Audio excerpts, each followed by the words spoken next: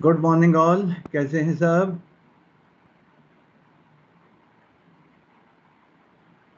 आवाज नहीं आई। अच्छा। अच्छे हैं। ये स्क्रीन दिखाई दे रही बेटा? ओके। Yes sir. अब आवाज भी?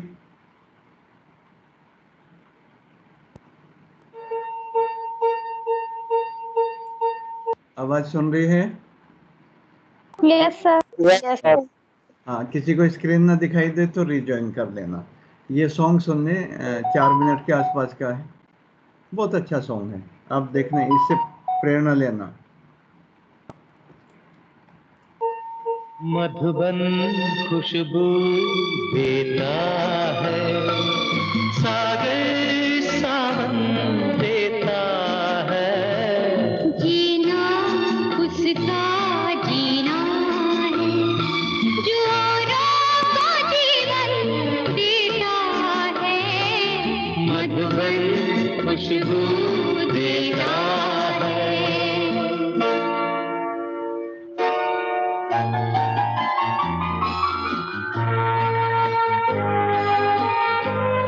आवाज सही है या कम करूं कुछ? सही है सर। ओके, ठीक है।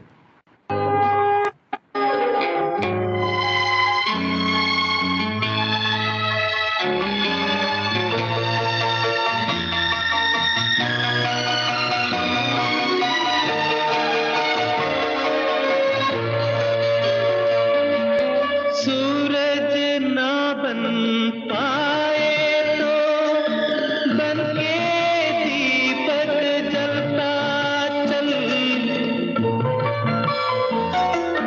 सूरज ना बन पाए तो बन के दीपक जलता चल।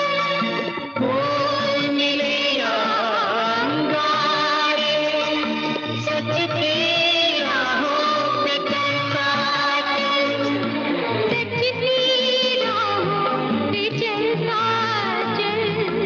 प्यार दिलों को देता है, अश्कों को दामन देता है, जीना उसका जीना है, जो औरों को जीवन देता है। मधुबन खुशबू देता है, सागर सावन देता है, मधुबन खुशबू देता है।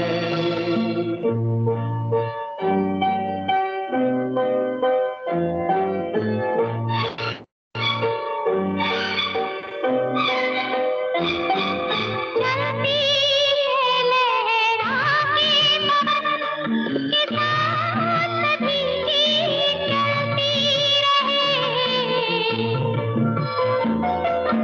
चलती है लहरा के पवन के साथ भी चलती रहे। लोगों ने त्याग दिए जीवन के प्रीत दिलों में पलती रहे। प्रीत दिलों में पलती रहे। दिल वो दिल है जो आऊं को अपनी धड़कन देता है। जीना उसका जीना है, जो औरों को जीवन देता है। मधुबन खुशबू देता है, सागर सावन देता है। मधुबन खुशबू देता है।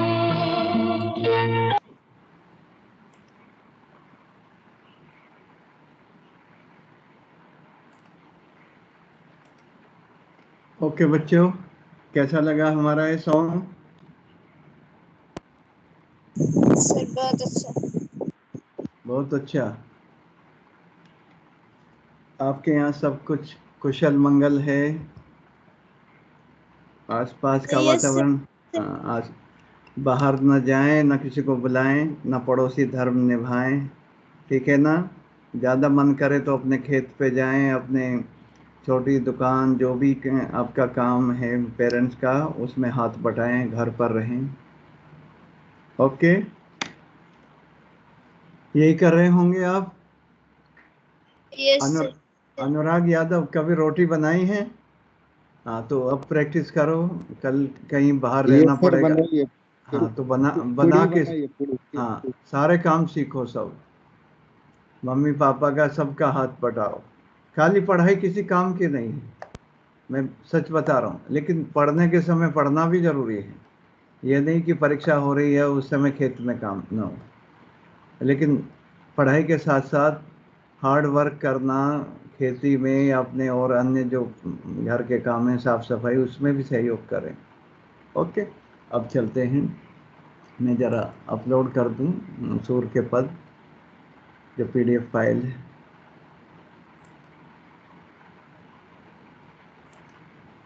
और बताइए कैसे हैं बाकी?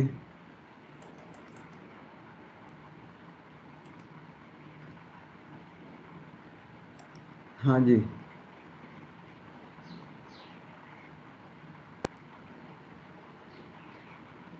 एक मिनट बस। हाँ, आपकी 8 तारीख ये हो गया। इसमें बेटा जो मैंने प्रश्न दिए हैं बाद में वो आप सब कर लेना। आपको मैंने दोनों रूप भेजे थे, PPT भी और PDF फाइल भी। स्क्रीन दिखाई दे रही है? Yes sir. Yes sir. Okay,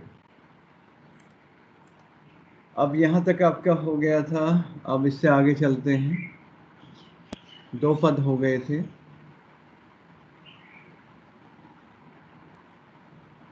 यहाँ से क्लियर है, ये तीसरा पद है। तो तीसरे पद में आगे बढ़ने से पहले हम, पता नहीं कुछ, अच्छा अब ठीक है, नेटवर्क इशू आ जाता है कि। तीसरा पद जो है यहाँ पर दिया है, मैं आपकी बुक से ही पढ़ रहा हूँ। तीसरे पद में वे उद्धव की योग साधना को, कौन? गोपियाँ, कड़वी ककड़ी जैसा बताकर अपने एक निष्ठ प्रेम में दृढ़ विश्वास प्रकट करती। यानी हमने तो केवल एक कृष्ण को ही जाना है और किसी को नहीं। हमारे हरि हारिल की लकड़ी, मैं 2 से 3 बार पढ़ूंगा, एक बार वैसे सामान्य पढ़ूंगा, उसके बाद शब्दार्थ और जो अलंकार आदि हैं, और उसके बाद तीसरी बार व्याख्या। तो आप देखें तीनों बार में अब क्लियर हो जाएगा जब पढ़ते जाएं। हमारे हरि हारिल की लकड़ी, मन क्रम वचन नंद नंदन। नंद नंदन किसके लिए आया है? कृष्ण भगवान बोले। कृष्ण भगवान के लिए। यह दृढ़ करी पकड़ी, यानी एक निष्ठ प्रेम है, दृढ़ता के साथ हमने नंद नंदन यानी श्री कृष्ण को मन में जकड़ा हुआ है, अर्थात उनके प्रेम में लीन है। उनके अतिरिक्त हमें कोई भी नहीं भाता।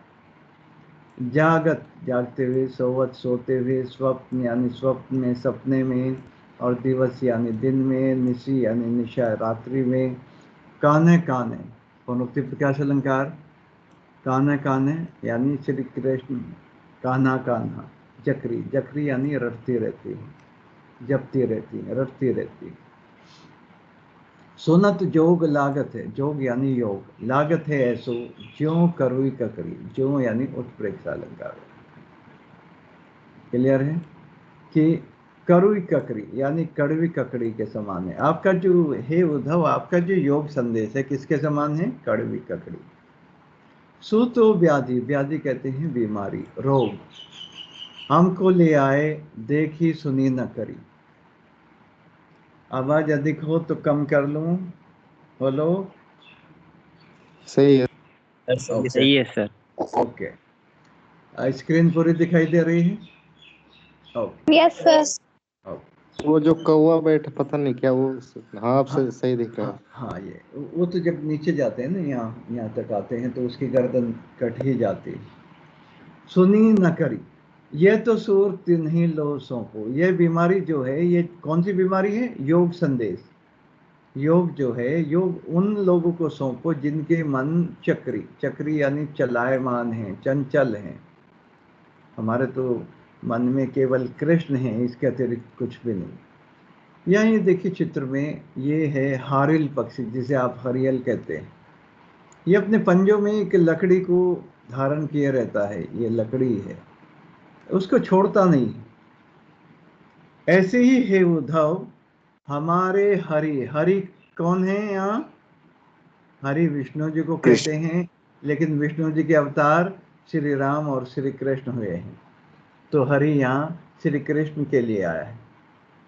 हमारे हरि हारिल की लकड़ी। हमारे हरि हारिल कौन सा अलंकार है? ह ह ह ह वर्ण की आवृत्ति, अनुप्रास। शाबाश, बहुत अच्छे। हमारे हरि हारिल की लकड़ी, बहुत आराम से एंजॉय करते हुए। हर बच्चा रेस्पॉन्स दे, किसी से कुछ भी किसी समय पूछा जा सकता है। आप बहुत अच्छी क्लास हैं, बहुत अच्छे बच्चे हैं, रेस्पॉन्स देते हैं तो अच्छा लगता है। इसलिए आपको सॉन्ग सुनाने का उद्देश्य भी यही था। अभी हमारे पास 28 मिनट है, तो 14-14 मिनट दोनों के लिए, बल्कि 10-10 मिनट बाद की 4-5 मिनट में प्रश्न के लिए। ठीक है, यहाँ तक मैंने बता दिया था। अब व्याख्या करते हैं।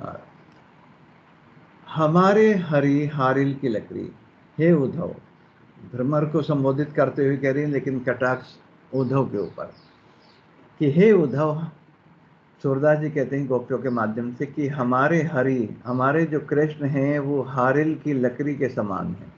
जैसे हारिल पक्षी जो है अपने पंजों में लकड़ी को दबाए रहता है और छोड़ता नहीं, ऐसे ही हमने मन से, क्रम से, वचन से नंद नंदन को यानी श्री कृष्ण को अपने उर में यानी हृदय में धारण कर लिया है। यह है दृढ़ करी पकड़ी, और हमने दृढ़ता के साथ उनको जकड़ लिया है, पकड़ लिया है। अर्थात हम कृष्ण प्रेम में, उनकी भक्ति में लीन हो गए। हमारा जो प्रेम है एकनिष्ठ प्रेम है, कृष्ण के अतिरिक्त हम किसी और की उपासना, किसी और से प्रेम कर ही नहीं सकते।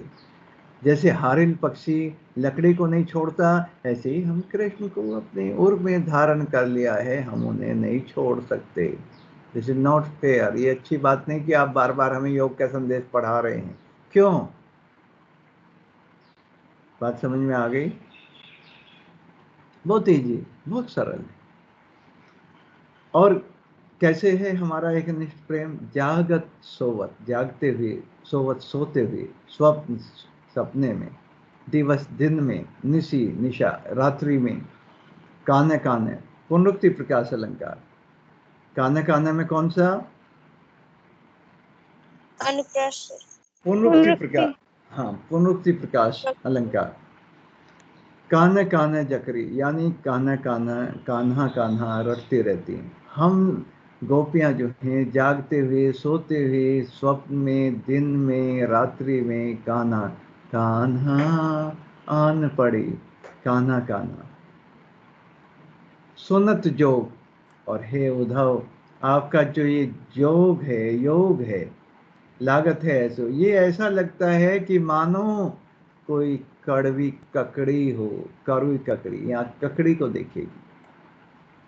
कुछ याद आया जब आप यात्रा करते हो? सर ये ककड़ी कड़वी नहीं है, ये तो अच्छी है। ये तो अच्छी, अब वो तो खा के पता चलेगा। आज खाना है, कड़वी ककड़ी और खीरा जब मिलते हैं कहीं, रास्ते में हम सफ़र कर रहे हों, जून का महीना है और उसमें अब मई जून, मई तो चली रही है, तो उसमें उस समय जो है बहुत अच्छे लगते हैं।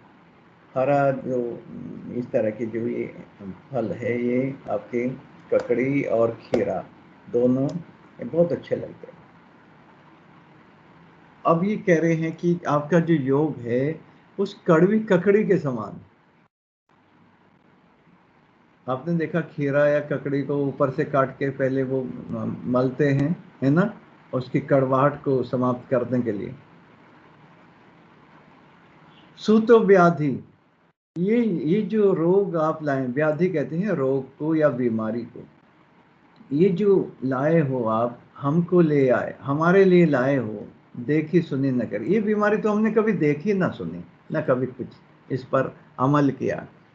ये कहाँ से ले आए आप? योग का जो संदेश है हमें सुना रहे हैं कि योग अपनाओ, जोगी जी धीरे धीरे, है ना, आप योग में डूब जाओ, कृष्ण को भूल जाओ। अरे कैसे भूल जाएं भाई, हम कृष्ण को कैसे भूल जाएंगे? उनको तो हमने अपने मन में ऐसे धारण कर लिया है, जैसे हारिल पक्षी अपने पंजों में लकड़ी को जकड़ लेता है, ऐसे ही हमने कृष्ण को अपने मन में जकड़ लिया है। अर्थात हम कृष्ण से एक निष्ठ प्रेम करते हैं। अब जो उद्धव थे वो उनके ये लिए योग और पर ब्रह्म यानी ब्रह्म की साधना के लिए कहते हैं, तो वे मना कर देती हैं। सूतो व्याधि हमको ले आए, देखिए ये जो बीमारी, ये जो रोग आप लेकर आए हैं, ये योग का संदेश और ईश्वर की यानी निर्गुण पर ब्रह्म की साधना की जो रट लगाए जा रहे हैं, ये तो हमने कभी देखे ना सुने। ये तो सूर तिन्हें लो सौंपो, सूरदास जी कहते हैं गोपियों के माध्यम से कि ये तो उनको सौंपो जिनके मन चक्री, जिनके मन चलायमान है। अर्थात जो कृष्ण से प्रेम नहीं करते, ये तो ये योग का संदेश, ये निर्गुण ब्रह्म की साधना करने के लिए उन्हें कहें, उनको जाकर सौंपो, उनको जाकर समझाओ कि लो भाई तुम योग को अपना लो और निर्गुण ब्रह्म की साधना में लीन हो जाओ। यहाँ तो हमारे मन में तो कृष्ण रमे हुए हैं, इनके अतिरिक्त हमें और कोई भी नहीं भाता। अब आप यहाँ से प्रस्थान कर सकते हैं, हम आपके झांसे में आने वाली नहीं हैं। हमारे मन में चक्री नहीं है, हमारे मन चलायमान नहीं है, चंचल नहीं है। यह जो बीमारी आप लेके आए हैं उन्हें सौंपें जो जिनके मन चंचल हैं। अर्थात जो देखिए आप किसी की साधना करते हैं, प्रेम में क्या है या ईश्वर भक्ति में क्या है कि किसी के ऊपर थोपा नहीं जा सकता, या प्रेम किसी के ऊपर थोपा नहीं जा सकता कि तुम्हें मुझसे प्रेम करना होगा। प्रेम और भक्ति ये दोनों आत्मनिष्ठ भाव हैं, आत्मा की गहराइयों से होते हैं। ओके, कुछ और पूछना है? यहाँ समझ में आया? हारिल पक्षी समझ में आ गया बेटा? Yes sir. हाँ, बहुत देर में बोले, पता चला सिंगापुर के टीचर की तरह मैं अकेला ही पढ़ाता जा रहा हूँ। बोलते रहा करो। मंजीत समझ में आया? Yes sir. हाँ, अनुराग? Yes sir. हाँ, ओके। आगे दूसरा, अब ये व्याख्या आपके लिए है, आप स्वयं इससे लाभ उठाएं। संदेश में पढ़ देता हूँ। भक्ति और आस्था जो है नितांत व्यक्तिगत भाव है, अतः इसके मार्ग और पद्धति का चुनाव, जो मेथड है, भी व्यक्तिगत ही होता है। किसी पर अपने विचार थोपना या अपनी पद्धति को ही श्रेष्ठ कहना और अन्य को व्यर्थ बताना, जैसे उद्धव जो हैं योग संदेश और निर्गुण ब्रह्म की साधना करने के लिए कहते हैं, तो ये तो दूसरे पर थोपना हुआ। अब यहाँ गोपियाँ कहती हैं कि प्रेम कोई व्यापार नहीं कि आज कृष्ण की भक्ति और कल संतोषी माता की और परसों श्री राम की और उसके बाद किसी और की। तो ये नहीं कि प्रेम कोई व्यापार नहीं जिसमें हानि लाभ की चिंता की जाए, इसमें तो हानि लाभ देखना ही नहीं। आगे अब ये है, अभी हमारे पास समय है 20 मिनट पूरे, आराम से इसको समझाएंगे, फिर प्रश्नों पर भी चर्चा करेंगे। उससे पहले, इसको पढ़ाने से पहले मैं थोड़ा सा आपसे और बातें जानना चाहूँगा। अभी आपने उसके बारे में सुना था, UT1 के बारे में मैंने बताया था, 40 मार्क्स का आएगा, 5 अंक का MCQ और आपके जो 3 पार्ट हैं, नेताजी का चश्मा, सूर के पद, और तीसरा कौन सा, माता का अंचल। अंचल यानी आंचल, समझ रहे हैं? तीनों पार्ट 17 अंक के, यानी 6 अंक का नेताजी का चश्मा, 5 का सूर के पद। इसमें से 3 अंक का एक प्रश्न अथवा करके, 2 अंक का एक प्रश्न अथवा करके। 3 अंक वाला 5 से 6 पंक्ति यानी 50 से 60 शब्द। 2 अंक वाला 30 से 40 या 50 तक, आप मैक्सिमम 40 तक ही लिखें, 30 से 40। और कृतिका से माता का अंचल हम कराएंगे तो उसमें आपको 6 अंक, यानी 3 में से 2 प्रश्न करने हैं, 3-3 अंक। तो ये कॉम्पिटेंसी बेस्ड यानी योग्यता आधारित, दक्षता आधारित, जो आपके आप अपने इस कथन के आलोक पर प्रकाश डालिए या इस कथन के संदर्भ में अपने विचार व्यक्त कीजिए। इस तरह के प्रश्न होंगे जिसमें आपको अपनी तर्क शक्ति, इनोवेटिव आइडिया, नवाचार जो भी है वो आपको सोच समझकर करना होगा। क्लियर है? एक अनुच्छेद होगा, एक आपका पत्र होगा। क्लियर, समझ में आ गया? वो आपको हाँ, यस सर। हाँ, वैसे कल हमने डिस्कस करके बना लिया, तो मैं इसीलिए माइंड मेकअप रखें, माइंड मैपिंग भी रखें। तो ये जैसे ही आएगा मेरे पास ब्लूप्रिंट, मैं आपको तुरंत शेयर कर दूँ। कोई कन्फ्यूजन हो, कुछ पूछना हो, ओरल के बारे में अभी ये डिस्कशन चल रहा है, कैसे होगा, किस मोड पे होगा, उसका भी मैं आपको बता दूंगा शीघ्र ही। Okay sir. हाँ, कुछ थैंक यू बोला? सर। हाँ, ओके। और कोई आपके मन में जिज्ञासा हो? देखिए, मैंने इतना अच्छा सॉन्ग सुनवाया, सूरज ना बन पाए तो बन के दीपक जलता चल। देखिए, जरूरी नहीं सब आईएएस और आईपीएस बने, कुछ भी बन, बस कायर मत बन। कुछ भी बन, बस कायर मत बन। ठोकर मार, पटक मत माथा, रहा रोकते तेरी पाहन। कुछ भी बन, बस कायर मत बन। ले देकर जीना, कब तक गम के आंसू पीना, है ना? तो जितना जीवन मिला उसको अच्छे से है जीना। ठीक है, आगे चल। यहां से देखिए, हरि हैं राजनीति पढ़ी आए। यहाँ इससे पहले मैं राजनीतिज्ञ लोग कैसे होते हैं उनके बारे में दिखा रहा हूं।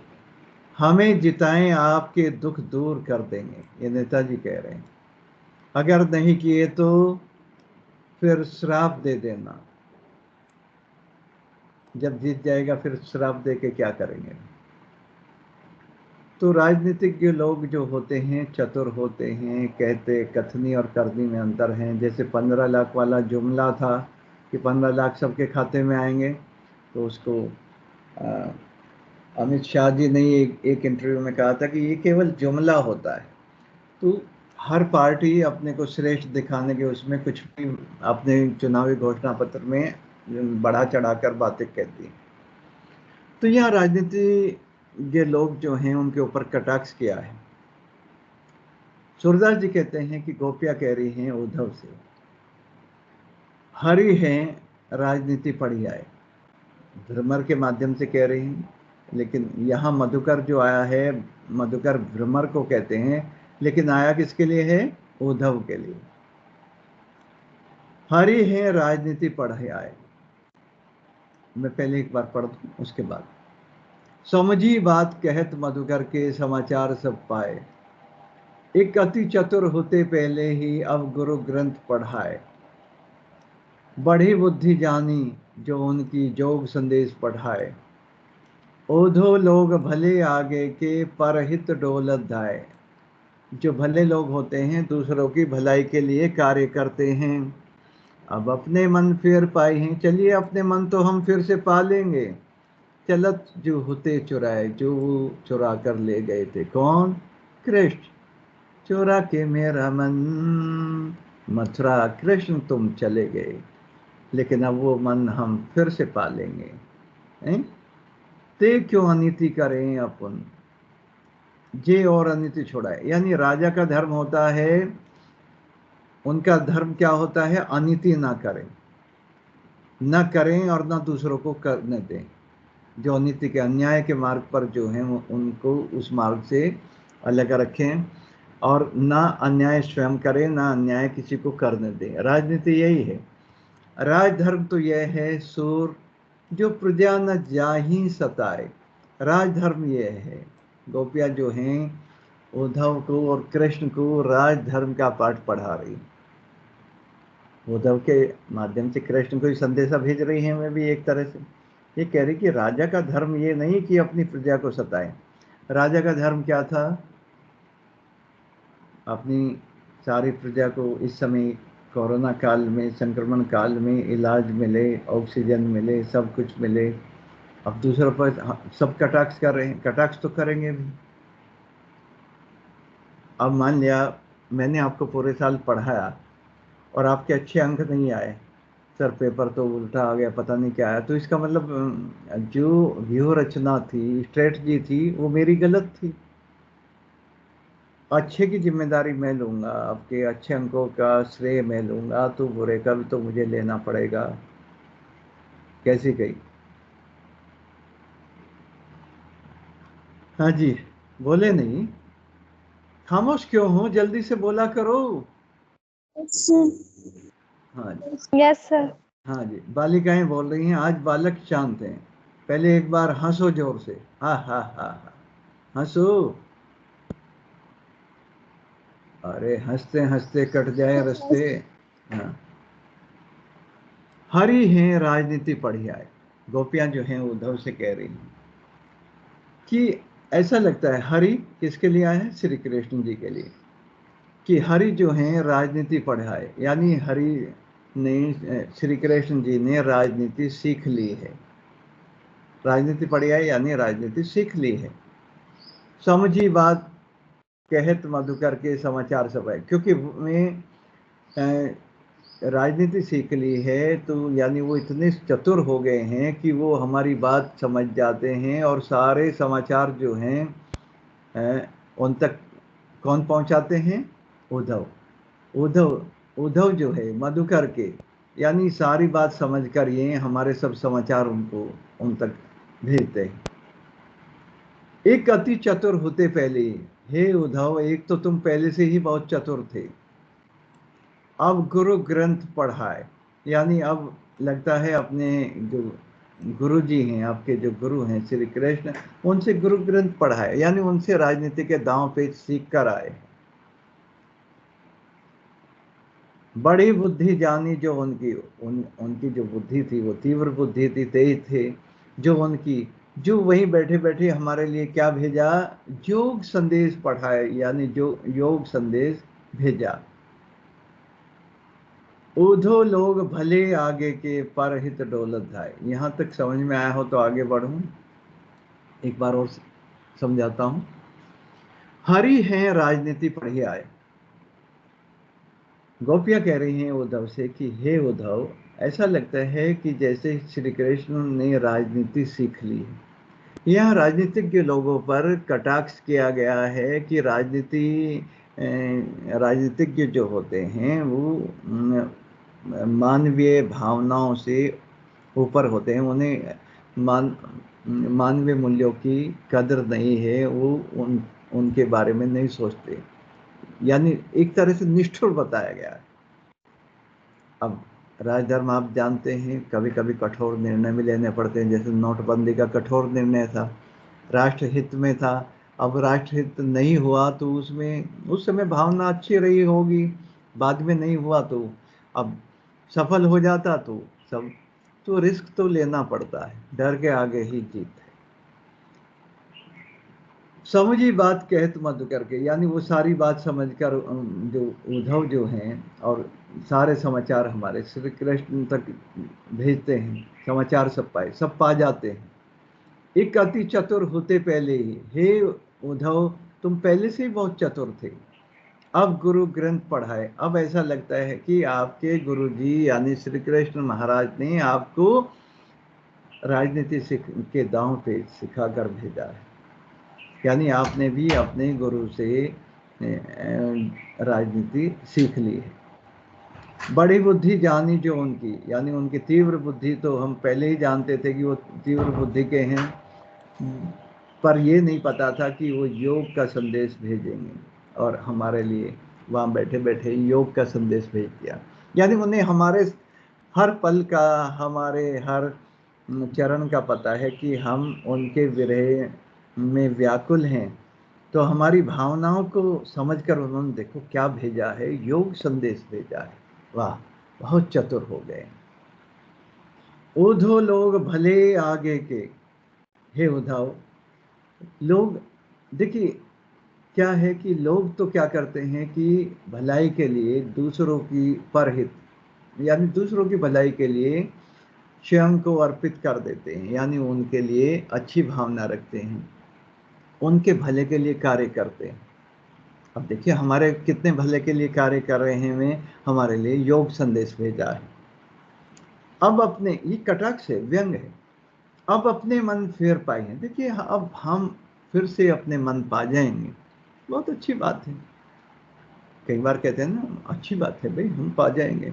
तो वो ये कटाक्ष कर रही हैं, व्यंग कर रही हैं कि अब अपने मन फेर पाए हैं, कि हम अपने मन को फिर से प्राप्त कर लेंगे। जो श्री कृष्ण ने हमारे मथुरा जाते समय चलत जो होते चुराए, जो हमारे मन को चुरा कर ले गए थे श्री कृष्ण, यानी कान्हा जो है हमारे मन को चुरा ले गए थे, यानी हमारे मन हर ले गए थे, हमारे मन में अपना प्रेम बसाकर और चले गए थे यहाँ से, हमारे मन को चुरा कर। तो यहाँ वे कह रही है कि योग को धारण करने से अब हम फिर से अपने मन जो हैं, मन फेर पाए हैं, फिर से प्राप्त कर लेंगे। ये सब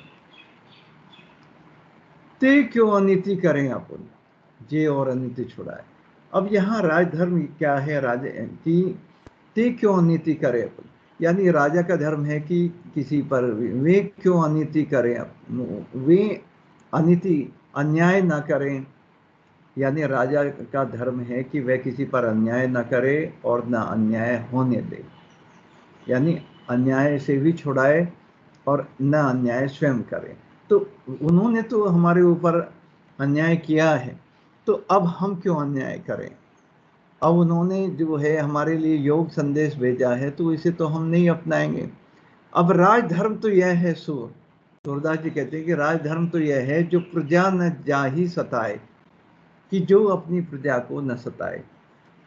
हे उद्धव, उनसे कहना कि राजा का धर्म जो है, एक राजधर्म के लिए आपने हमें भुला दिया। आपका धर्म ये भी तो था कि हमारे प्रेम की रक्षा करना, एक बार आकर हमारे अतृप्त नैनों को तृप्त कर जाते, यानी एक बार तो हमें अपने दर्शन दे जाते। तो राजा का धर्म ये भी तो है कि अपनी प्रजा के पास जाए, उसके सुख दुख का ध्यान रखे।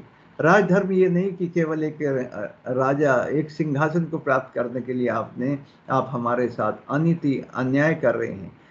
आपका तो धर्म ये था कि आप अनीति छुड़ाते, यानी जो अन्याय हम पर करता उसके फटकार लगाते, उसके विरुद्ध कार्य करते। लेकिन आप तो यहाँ स्वयं अन्याय कर रहे हैं। क्लियर है? इसकी व्याख्या आगे Yes, है, sir. उसको विस्तार से समझ, बहुत ईजी है, लेकिन जब आप इसमें डूबेंगे तब आप समझेंगे।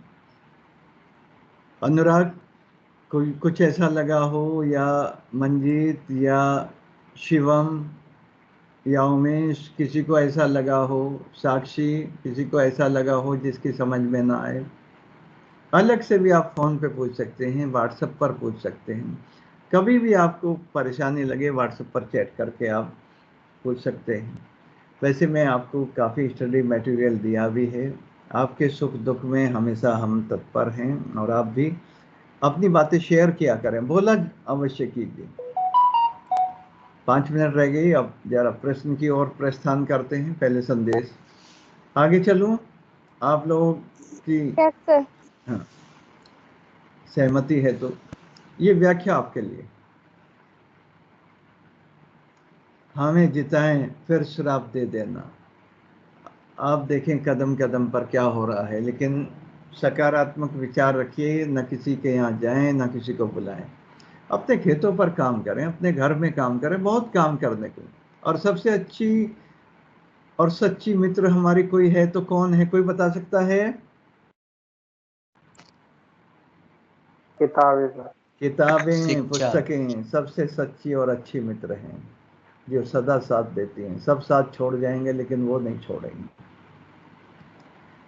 किताबें पढ़िए, खाली नहीं रहना है।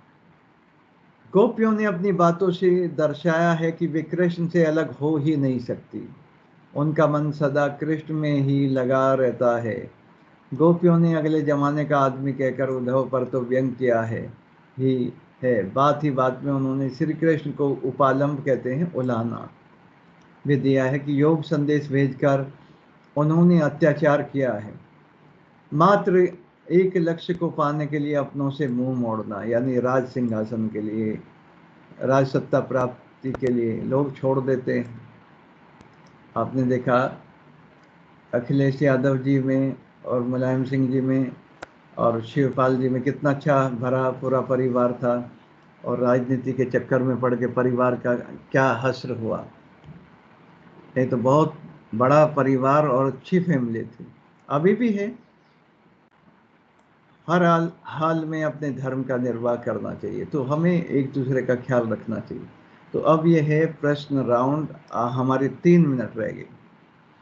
ये पहला प्रश्न है, देखिए इसमें जो मैंने पीपीटी में जो पीडीएफ बनाया इसका, ये आपकी सुविधा के लिए कि आसानी से आप, डाटा थोड़ा बहुत लगता है तो उसमें परेशान ना हो। कृष्ण रूपी सौंदर्य तथा प्रेम के सागर के सानिध्य में रहते हुए भी उस असीम आनंद, असीम यानी जिसकी कोई सीमा नहीं, से कौन वंचित है और क्यों? कौन बताएगा?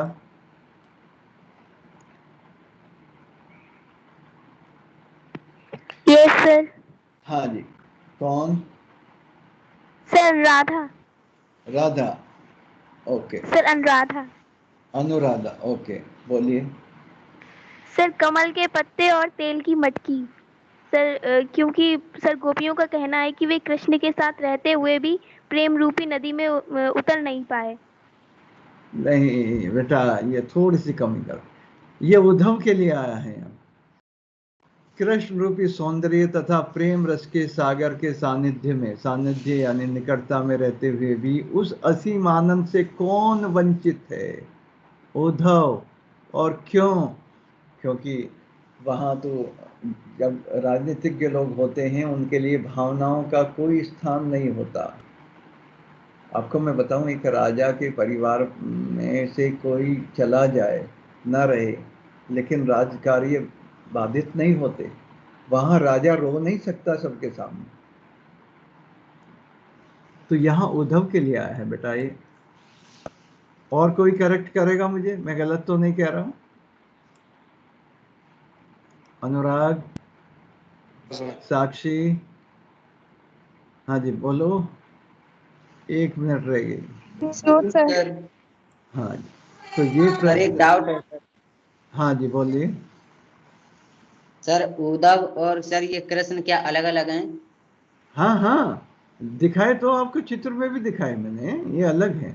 ये इनके सखा हैं, मंत्री हैं, इनको ये अपना दूत बनाकर भेजते हैं।